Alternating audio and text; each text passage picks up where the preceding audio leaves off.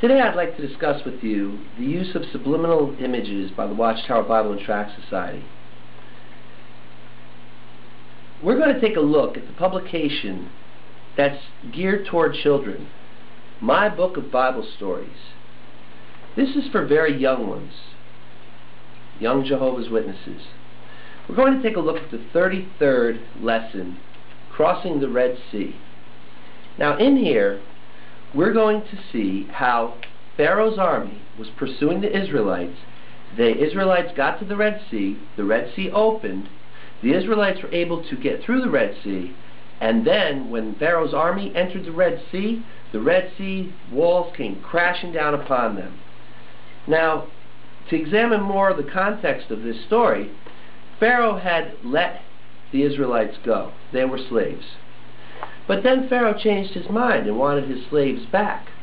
So he sent his armies after the Israelites in order to recapture them.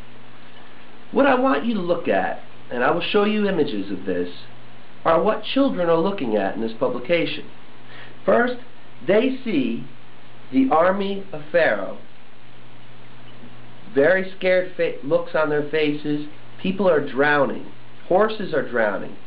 But then notice over here, on the next page, the smiles on the faces of the Israelites. Would you smile if somebody that was pursuing you was suddenly killed?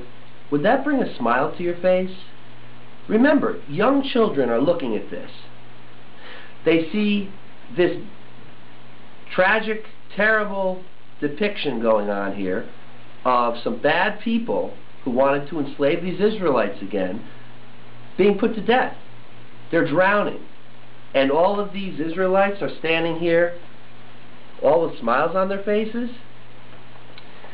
The reason I brought this up is because I recently received comments on my other video, Deprogramming Jehovah's Witnesses.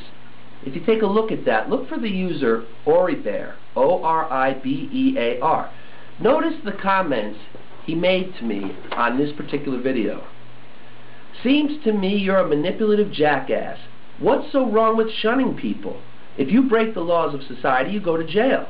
Break the laws of the witnesses, you get kicked out. Now, did you notice he said break the laws of the witnesses?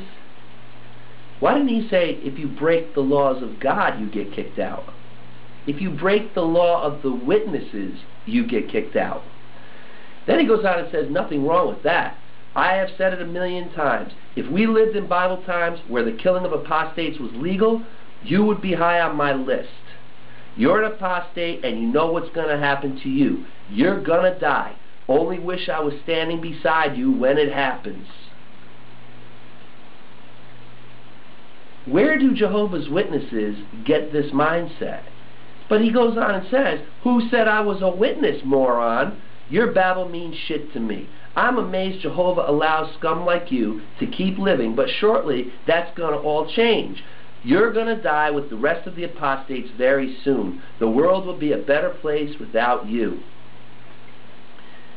Well, who else would write something like this in defense of this religion? Would the Mormons write something like this?